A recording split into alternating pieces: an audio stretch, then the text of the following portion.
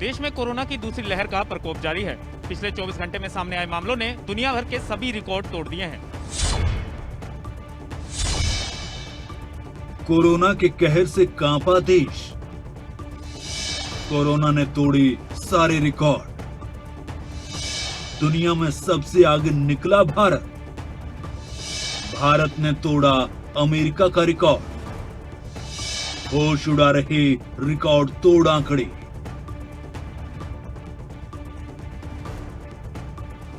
देश में कोरोना की दूसरी लहर के कहर से दहशत पैदा हो गई है। पिछले 24 घंटे में कोरोना के सामने आए आंकड़ों से देश कांप रहा है। कोरोना के हालात इतने बेकाबू हो गए हैं, मानो इस बेलगाम कोरोना पर अब लगाम लगना मुश्किल है। दुनिया भर में कोरोना वायरस का कहर देखने को मिल रहा है। हर दिन लाखों की तादाद में कोरोना के आंकड़े सामने आ रहे हैं। लेकिन अब भारत में जो कोरोना का महाविस्फोट हुआ है, उसने अब तक के सारे रिकॉर्ड तोड़ दिए हैं। देश में पिछले 24 घंटे में 3,14,000 से ज्यादा मामले सामने आए हैं। ये आंकड़ा बेहद डरा देने वाला है। पहले कभी देश में इस तरह का डरावना आंकड़ा सामने नहीं आया है। हालांकि इससे पहले दुनिया भर में एक दिन में सबसे ज्यादा संक्रमित मिलने का रिकॉर्ड अमेरिका के पास था, जब 8 जनवरी 2021 को 3,07,570 मामले सामने आए थे। लेकिन अब इस मामले में भारत सबसे आगे निकल गया है। अमेरिका से कहीं ज्यादा खतरनाक भारत की दूसरी लहर है। चलिए ग्राफिक्स के जरिए आपको भारत और अमेरिका का अंतर बताते हैं। भारत और अमेरिका में पॉजिटिविटी रेट में भी बड़ा अंतर है। भारत में पॉजिटिविटी रेट 16.2% है, जबकि अमेरिका में 7.4% है। 1 लाख के स्तर की बात करें तो अमेरिका में 30 दिन में 1 लाख का स्तर पार किया, जबकि भारत में सिर्फ 14 दिन लगे। 2 लाख केसों की बात करें तो अमेरिका में 27 दिन में 2 लाख केस आए, लेकिन भारत ने 10 दिन में ही 2 लाख केस का आंकड़ा छू लिया। 3 लाख केस की बात करें तो अमेरिका ने 38 दिन में 3 लाख का स्तर छुआ, लेकिन भारत ने 1 सप्ताह में ही 3 लाख का स्तर छू लिया। दुनिया भर में कोरोना ने अब तक के सारे रिकॉर्ड तोड़ दिए हैं। कोरोना का कहर ऐसा बरप रहा है जो सोचने पर मजबूर कर रहा है कि आखिर इस अड़ियल कोरोना पर कब ब्रेक लगेगी। कोरोना के एक दिन में इतने मामलों का सामने आना जाहिर कर रहा है कि कोरोना के प्रति लोगों की लापरवाही किस कदर थी। हालांकि पिछले कई दिनों में सरकार ने कई जिलों में लॉकडाउन तो कई जगहों पर नाइट कर्फ्यू भी लगाया है, लेकिन लोगों की लापरवाही का आलम थमने का नाम नहीं ले रहा, जिसका परिणाम अब देश में पहली बार कोरोना के इतने मामले सामने आने के रूप में दिख रहा है। अगर पिछले कुछ दिनों में कोरोना के बढ़ते मामलों पर नजर डालें तो 18 अप्रैल को 2,61,500 नए केस आए थे। 19 अप्रैल को 2,73,810 केस आए। 20 अप्रैल को 2,59,170 नए केस आए। 21 अप्रैल को 2,95,041 नए केस आए और 22 अप्रैल 3,14,835 नए कोरोना केस आए। देश में कोरोना के भयानक विस्फोट के बाद अगर लोग अब भी न संभले तो डरावने अंजाम देखने को मिल सकते हैं। ऐसे में लोग कोरोना के प्रति सावधानी बरतें और नियमों का पालन करें, ताकि कोरोना की बेलगाम रफ्तार पर ब्रेक लगाई जा सके। हरियाणा में कोरोना की रफ्तार अब और तेज हो गई है और ये बढ़ता आंकड़ा लोगों की लापरवाही भी सामने ला रहा है। आखिर पिछले 24 घंटे में कोरोना के कितने मामले आए और कितनी मौतें हुई, देखिए इस रिपोर्ट में।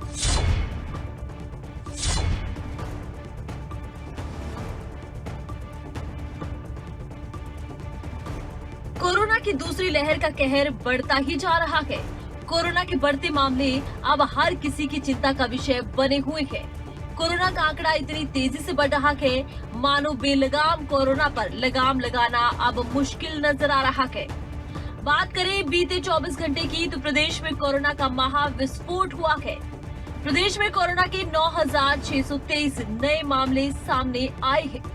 बता दें कि पहली बार प्रदेश में इतने मामले सामने आए हैं। हर दिन ये आंकड़ा बढ़ता ही जा रहा है। ऐसे में सवाल यही है कि आखिर कोरोना की बुलेट रफ्तार पर लगाम लगे तो लगे कैसे। अब ये आंकड़ा ही देख लीजिए जो लोगों की लापरवाही की सारी दास्तान बयां कर रहा है। 24 घंटे में कोरोना के 9,623 नए मामले सामने आए हैं। इन्हीं 24 घंटे में 45 लोगों की मौत कोरोना से हो गई। प्रदेश में अभी भी कोरोना के 55,422 एक्टिव केस मौजूद हैं। अभी तक 3,528 लोगों की मौत हो चुकी है। अब हरियाणा में कोरोना के क्या हाल हैं, ये तो हमने आपको बता ही दिए। चलिए आपको एक बार हरियाणा के अलग अलग जिलों के बारे में भी जानकारी दे दें कि कहां क्या स्थिति बन रही है।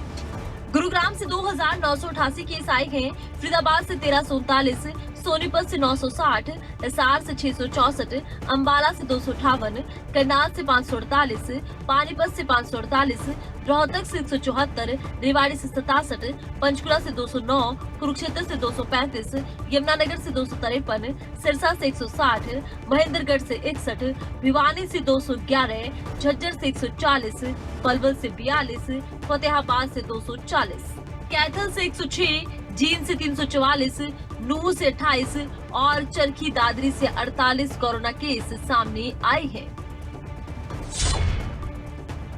कोरोना के मामलों में लगातार हो रहा इजाफा बेहद डराने वाला है। अगर ऐसे ही कोरोना लगातार बढ़ता रहा तो इस पर ब्रेक लगाना मुश्किल हो जाएगा। ऐसे में ज्यादा सख्ती बरतने की आवश्यकता है।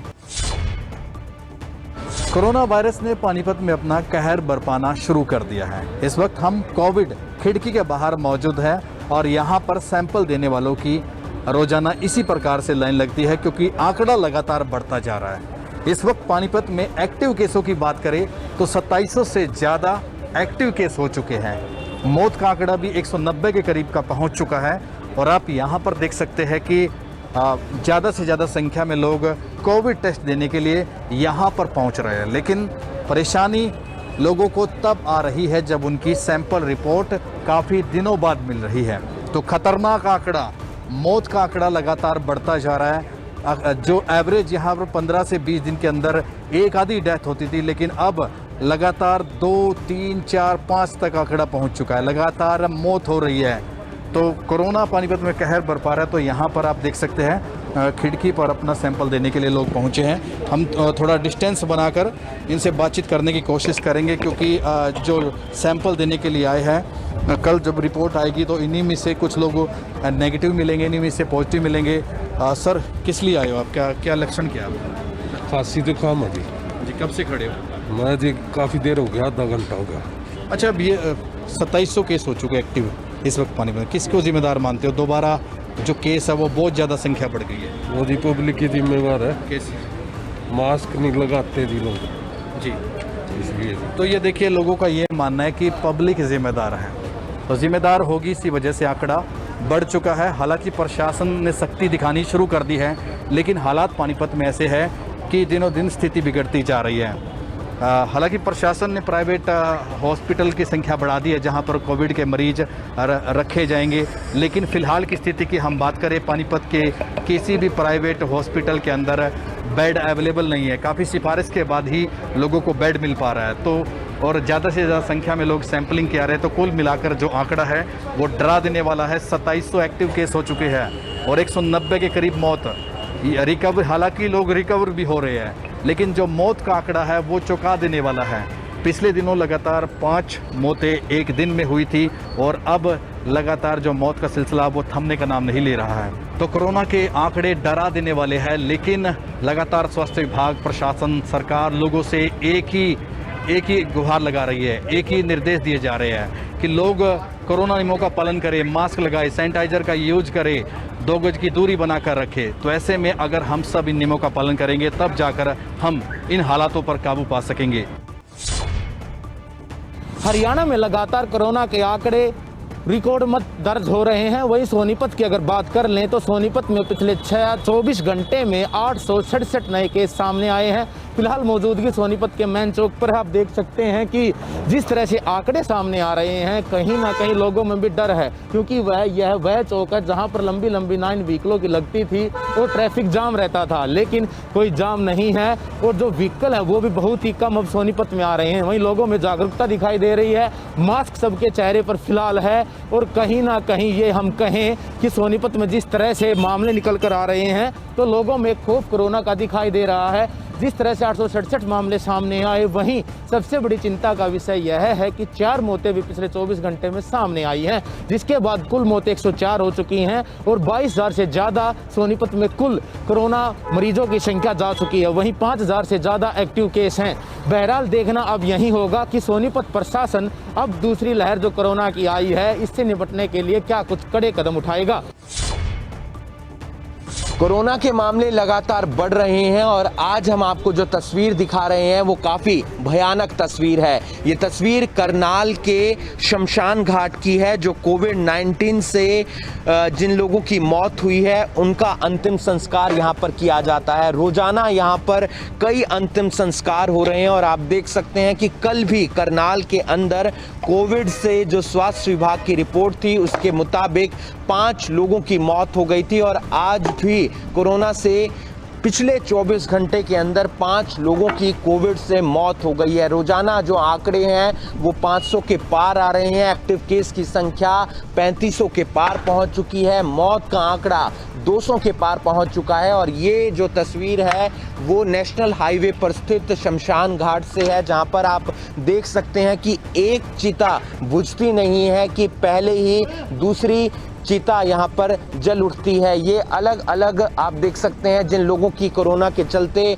मौत हुई है उनकी जो है चिता यहाँ पर जल रही है, यानी कि उनका अंतिम संस्कार यहाँ पर किया जा रहा है। अंतिम संस्कार करते वक्त तमाम सावधानियाँ यहाँ के जो कर्मचारी हैं उनकी तरफ से बरती जाती है, पीपीई किट डाली जाती है, लेकिन चिंता इसलिए भी बढ़ जाती है क्योंकि मौत का आंकड़ा लगातार बढ़ रहा है और एक डरावनी तस्वीर सामने निकल कर आ रही है। आप देख सकते हैं कि लकड़ियां जो है यहाँ पर पहले ही तैयार कर ली जाती है, क्योंकि लगातार जो कोविड से जिन लोगों की मौत हो रही है उनकी डेड बॉडी आ रही है और उनका करनाल में यहीं पर अंतिम संस्कार किया जाता है। तो ऐसे में प्रशासन और सरकार लगातार लोगों को समझाने में जुटी हुई है कि आप लोग अलर्ट रहें, सावधानी बरतें, सजग रहें, घर से बाहर तभी निकलें जब आपको कोई ज़रूरी काम हो, 2-2 मास्क डालकर रखें, क्योंकि जो फिलहाल कोरोना से स्थिति है वो काफ़ी चिंताजनक है। हालांकि करनाल में ऑक्सीजन या ऑक्सीजन बेड की कमी नहीं है,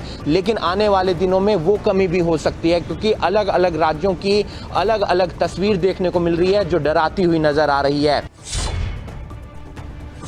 दिल्ली एनसीआर में कोरोना लगातार अपना कोहराम दिखा रहा है। बात करें फरीदाबाद की तो फरीदाबाद में 24 घंटे के अंदर 1339 पॉजिटिव केस सामने आए हैं, जिनमें से 5 लोगों की मौत भी कोरोना की वजह से फरीदाबाद में हो चुकी है।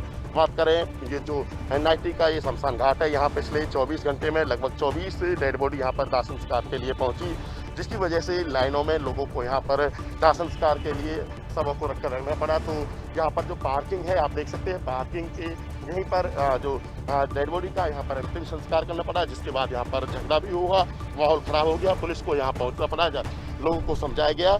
मैं आपको बता दूं कि 24 डेड बॉडी में से 15 जो सब कोरोना के थे, जिनके बाद यहाँ पर काफ़ी माहौल डरावना बना हुआ है। जिस तरह से आंकड़े डराने वाले हैं। बात करें फरीदाबाद की तो फरीदाबाद में अब तक 6,33,453 जो टेस्ट किए गए हैं कोरोना के, जिनमें से 5,17,796 रिपोर्ट नेगेटिव आ चुकी है। 59,400 पार है पॉजिटिव मरीज अब तक फरीदाबाद जिले में सामने आए हैं, जिनमें से 453 की मौत हो चुकी है। बात करें पिछले 24 घंटे की तो 24 घंटे के अंदर 1339 पॉजिटिव केस फरीदाबाद में सामने आए हैं, जिनमें से 5 की मौत भी हो चुकी है। स्वास्थ्य विभाग बार बार यही अपील कर रहा है कि लोग सोशल डिस्टेंसिंग का पालन करें, मास्क पहनें और वैक्सीन लगवाएं, ताकि कोरोना को आगे बढ़ने से रोका जाए। जरूरत पड़े तो तभी घर से बाहर निकलें, अन्यथा भीड़ भाड़ वाले इलाकों से बचें। जिला प्रशासन भी काफ़ी अपील कर रहा है ताकि लोगों से कि जागरूक रहें, सतर्क रहें, ताकि कोरोना से बचा जा सके। कोरोना के मामले लगातार बढ़ रहे हैं, ऐसे में बहुत से प्राइवेट हॉस्पिटल लोगों को लूटने में लगे हुए हैं। इनकी शिकायतें मिलने के बाद प्रशासन भी सजग हो गया है। प्रदेश में कोरोना ने जीना मुहाल कर दिया है। लगातार बढ़ रहे कोरोना के मामले चिंता का विषय बने हुए हैं। ऐसे में लोग इलाज के लिए प्राइवेट अस्पतालों का रुख करते हैं ताकि उनका इलाज बेहतर हो सके, लेकिन जब वो ठीक होकर वापस लौटते हैं तो काफी बड़ा बिल उनके हाथ में थमा दिया जाता है। पिछले साल भी प्राइवेट अस्पतालों से कुछ ऐसे ही मामले सामने आए थे, जब अस्पताल अधिकारी चांदी कूट रहे थे। इस साल भी कुछ ऐसे मामले सामने आए जिसके बाद अब सरकार सख्त हो गई है। सरकार लगातार प्राइवेट अस्पतालों पर पैनी नजर बनाए हुए है और इसी के चलते हरियाणा सरकार ने कोविड-19 के इलाज के रेट निर्धारित किए हैं। अगर कोई भी प्राइवेट अस्पताल निर्धारित रेट से ज्यादा चार्ज करता है तो उस पर कार्रवाई हो सकती है। चलिए ग्राफिक्स के जरिए आपको बताते हैं कि एक कोरोना के मरीज का कोई प्राइवेट अस्पताल कैसे और कितना चार्ज कर सकता है। नॉन HABH हॉस्पिटल के चार्ज, आइसोलेशन बेड ऑक्सीजन के साथ 8,000 रुपए, ICU में बिना वेंटिलेटर के बेड 13,000 रुपए और ICU में वेंटिलेटर के साथ बेड 15,000 रुपए। NABH हॉस्पिटल के चार्ज रेट भी आपको बताते हैं। यहाँ पर आइसोलेशन बेड ऑक्सीजन के साथ 10,000 रुपए चार्ज किए जाएंगे, ICU में बिना वेंटिलेटर के बेड 15,000 रुपए चार्ज किए जाएंगे और ICU में वेंटिलेटर के साथ बेड के 18,000 रुपए चार्ज किए जाएंगे। इस चार्ज में हॉस्पिटल में कोविड-19 के मरीजों को दवाइयों से लेकर लैब टेस्ट, डाइट सब कुछ मिलेगा, यानी कि ये फुल पैकेज है। ऐसे में अगर किसी से कोई ज्यादा पैसे चार्ज करने की कोशिश करता है तो उसके खिलाफ DC कार्यालय में शिकायत की जा सकती है। शासन में देखिए, आप लोगों ने शायद सुना भी होगा और नहीं तो पब्लिसिटी इसकी और ज़्यादा मैंने बोला है कि और करें कि प्राइवेट में भी जो कोरोना का ट्रीटमेंट के जो पेशेंट्स के रेट्स हैं कि ऑक्सीजन बेड जो है, अगर मान लिया ऑक्सीजन बेड है उसका 11,000 है, 8, 12 और 15 के 3 रेट हैं। 8,000 अगर मान लिया नॉन ऑक्सीजन है, 12 ऑक्सीजन, ICU है तो 15 है और उसमें सारे खर्चे कवर्ड है एक्सेप्ट में भी जो क्रिटिकल मेडिसिन है और उसके लिए भी कोशिश कर रहे हैं कि क्रिटिकल मेडिसिन की भी कोई सप्लाई की प्रॉब्लम ना आए। ऑक्सीजन के लिए भी हमने बात करी है कि हमारे यहाँ तो दिल्ली से लोग आके भरवाते हैं, हमारी तो पानीपत रिफाइनरी में ऑक्सीजन की फैसिलिटी है तो वो भी हमें प्रायोरिटी पे हरियाणा को ऑक्सीजन भी मिलेगी। दवाइयों की भी प्रबंध जो है ना वो स्टेट की तरफ से भी किया जा रहा है, हमने बात करी है। तो इस प्रकार से बड़ा स्पष्ट है कि ओवर चार्जिंग नहीं कर सकते और कोई फ्लीसिंग नहीं हो सकती। लोगों को जागरूक करने के लिए प्रशासन का ये एक अच्छा कदम है ताकि कोरोना के समय हो रही लूट पर ब्रेक लगाई जा सके। सिरसा में कोरोना खतरनाक होता जा रहा है, बावजूद इसके लोग लापरवाह नजर आ रहे हैं। सरकार के आदेश है कि शिक्षण संस्थान और कोचिंग इंस्टीट्यूट बंद रहने चाहिए, बावजूद इसके सिरसा में कई कोचिंग सेंटर खुले पाए गए। प्रदेश में कोरोना ने कोहराम मचा दिया है जिससे हर कोई परेशान है, लेकिन अब भी कुछ लोग ऐसे हैं जिनमें ना तो कोरोना का डर नजर आ रहा है और ना ही लोग कोरोना नियमों का पालन कर रहे हैं। कोरोना महामारी के चलते प्रदेश सरकार ने 16 अप्रैल से 30 अप्रैल तक सभी शिक्षण संस्थानों को बंद करने के आदेश दिए हैं। बावजूद इसके सिरसा में करीबन आधा दर्जन कोचिंग सेंटर खुले पाए गए। दरअसल शिक्षा विभाग को गुप्त सूचना मिली थी कि जिले में कुछ शिक्षा संस्थानों पर अभी भी बच्चों की कक्षाएं जारी हैं, जिसके बाद शिक्षा विभाग की टीम ने सभी सेंटरों में छापा मारा जहां पर कोरोना के नियमों को ताक पर रखकर कक्षाएं चल रही थी। सोशल डिस्टेंसिंग के धज्जियां उड़ रही थी और ना ही लोगों ने यहां पर मास्क लगा रखे थे। शहर के अंदर बहुत सारे कोचिंग सेंटर खुले हुए हैं, जबकि हरियाणा सरकार ने अपना लेटर जारी किया हुआ है 16/4 से और 30/4 तक सभी कॉलेज, यूनिवर्सिटीज़, कोचिंग सेंटर सभी बंद रहेंगे। उसके बावजूद भी आज तक भी कोचिंग सेंटर चल रहे हैं। आज शहर के अंदर हमने ICS centre, galaxy, unique library, infomind, Dhurniya library, webcom और इन सेंटरों की चेकिंग की और यहाँ पर बच्चे पाए गए और क्लास चल रही थी, लाइब्रेरी चल रही थी और न ही इन्होंने कोई ज़्यादा प्रॉपर मास्क लगाए हुए थे, न ही डिस्टेंस का पालन किया जा रहा है। इसकी कल हम रिपोर्ट बना करके डी साहब को भेजेंगे। जिला मौलिक शिक्षा अधिकारी ने बताया कि सभी कोचिंग सेंटरों की रिपोर्ट DC को सौंपी जाएगी और सरकार के शिक्षण संस्थानों को बंद करने के आदेशों के बावजूद भी अब कोई संस्थान अगर खुला पाया गया तो उसका लाइसेंस सील किया जाएगा। कार्रवाई तो इनको बंद करने के लिए कहा गया है। अब डी साहब के माध्यम से हम सारी रिपोर्ट बना करके भेजेंगे और आगे भी जो भी कार्रवाई होगी वो कार्रवाई करेंगे। इन बिटवीन सरकार ने सभी शिक्षण संस्थान बंद करने के निर्देश दिए, क्या कोई खुलेगा तो क्या कुछ कार्रवाई रहेगी? कार्रवाई तो है, उनका जो भी लाइसेंस है या मान्यता है या जो भी है उसको सील भी किया जा सकता है। कोरोना के मामले निरंतर बढ़ रहे हैं, आंकड़ा पिछली बार से भी ज्यादा खतरनाक होता जा रहा है। लोग लापरवाह हो रहे हैं। ऐसे में लोगों को सोचना होगा कि कोरोना की नियमों की पालना करनी बेहद ही जरूरी है। कोरोना से केवल मास्क और सोशल डिस्टेंसिंग के जरिए ही बचा जा सकता है। जरूरत है कि लोग कोरोना नियमों का पालन करें, अन्यथा पुलिस नियमों की उल्लंघना करने पर सख्त कार्रवाई कर सकती है। कोरोना संक्रमण को रोकने के लिए हर संभव प्रयास किए जा रहे हैं। लोगों से एहतियात बरतने की अपील भी की जा रही है ताकि लोग कोरोना के संक्रमण से बचे रहें। इस बीच रोहतक में पुलिस ने कोरोना संक्रमण को रोकने के लिए सख्ती बढ़ा दी है और बिना मास्क के घूमने वाले लोगों के चालान भी काटने शुरू कर दिए हैं। हमारे पुलिस प्रशासन और सिविल प्रशासन की तरफ से पूरे जागरूकता अभियान चला रखा है और इस कोविड संक्रमण से बचने के लिए हमने ज़्यादा चालान करने के लिए हमारे SHOs और हमारे चौकी इंचार्ज और सभी यूनिट को हिदायत दे रखी हैं कि भी जो बिना मास्क खास करके पब्लिक प्लेस और जहां गैदरिंग ज़्यादा है वहां चालान ज़रूर करें। और आज भी अभी हमारे जिला उपायुक्त के साथ मीटिंग हुई है और इसमें हमने ये निर्णय लिया है कि भाई जहां भीड़ भाड़ के इलाके हैं और वहां चालान ज़्यादा से ज़्यादा करवाए जाएं। इस दौरान जिला उपायुक्त के साथ पुलिस प्रशासन ने एक बैठक भी की। बैठक में कोरोना को लेकर चर्चा की गई। जिले के सभी थाना प्रभारियों को आदेश भी दिए गए हैं कि बिना मास्क वाले लोगों के ज़्यादा से ज़्यादा चालान काटे जाएं। हमारे पुलिस प्रशासन और सिविल प्रशासन की तरफ से पूरे जागरूकता अभियान चला रखा है और इस कोविड संक्रमण से बचने के लिए हमने ज़्यादा चालान करने के लिए हमारे SHOs और हमारे चौकी इंचार्ज और सभी यूनिट को हिदायत दे रखी हैं कि भी जो बिना मास्क खास करके पब्लिक प्लेस और जहां गैदरिंग ज़्यादा है वहां चालान ज़रूर करें। और आज भी अभी हमारे जिला उपायुक्त के साथ मीटिंग हुई है और इसमें हमने ये निर्णय लिया है कि भाई जहां भीड़ भाड़ के इलाके हैं और वहां चालान ज़्यादा से ज़्यादा करवाए जाएं। और सभी SHOs को हमने डायरेक्शन दिए हैं कि रोज़ाना कम से कम 50-100 चालान करें और सभी चौकी इंचार्ज को दी हैं। और हम इस बीमारी से जूझ रहे हैं और इससे बचने का एकमात्र यही उपाय है कि भी सभी हमारे शहरवासी नागरिक बाहर निकलें तब मास्क लगाएं और अपनी दूरी बना के रखें। सोशल डिस्टेंस बहुत जरूरी है। कोरोना से केवल मास्क और सोशल डिस्टेंसिंग के जरिए ही बचा जा सकता है। जरूरत है कि लोग कोरोना के नियमों का पालन करें, वरना पुलिस नियमों की उल्लंघना करने पर सख्त कार्रवाई करेगी। कोरोना को काबू करने की मुहिम अब तेज हो गई है, लिहाजा रोहतक की सड़कों पर अब पुलिस कोरोना नियमों का उल्लंघन करने वालों से निपट रही है।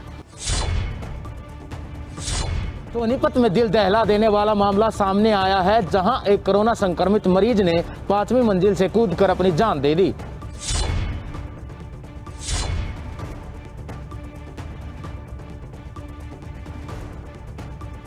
कोरोना की दूसरी लहर के कहर से अब दहशत पैदा हो गई है। कोरोना के कारण लोगों का मनोबल गिरने लगा है और कोरोना का खौफ अब लोगों को मानसिक तौर पर भी परेशान कर रहा है। ताजा मामला सोनीपत से सामने आया है, जहां एक व्यक्ति ने कोरोना संक्रमित होने के खौफ से मेडिकल कॉलेज की 5वीं मंजिल से छलांग लगा दी, जिसके बाद मौके पर ही व्यक्ति ने दम तोड़ दिया। ये बेहद डरा देने वाला है कि कोरोना किस तरह लोगों के मन में खौफ पैदा कर रहा है, जिसने व्यक्ति को मौत चुनने पर मजबूर कर दिया। वहीं मौके पर पहुंची पुलिस ने शव को कब्जे में लिया। दरअसल विकास महिला मेडिकल कॉलेज के कोविड अस्पताल में ICU में दाखिल था, जो 15 अप्रैल को सोनीपत स्थित प्राइवेट अस्पताल से रेफर होकर आया था। विकास इलाज में सहयोग नहीं कर रहा था, जिसके बाद उसने अब 5वीं मंजिल से कूदकर अपनी जान दे दी।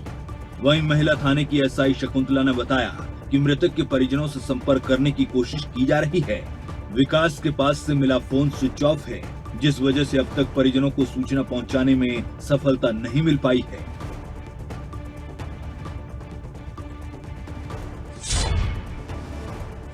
जैसे जैसे कोरोना के आंकड़े बढ़ रहे हैं, वैसे वैसे लोगों के मन में कोरोना के प्रति क्षोभ भी बढ़ रहा है, जिसका परिणाम ये घटना बयां कर रही है।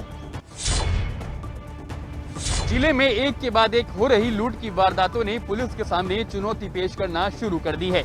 वहीं अब हर किसी की जुबान पर एक ही सवाल है कि बदमाशों में खाकी का खौफ क्यों नहीं रहा।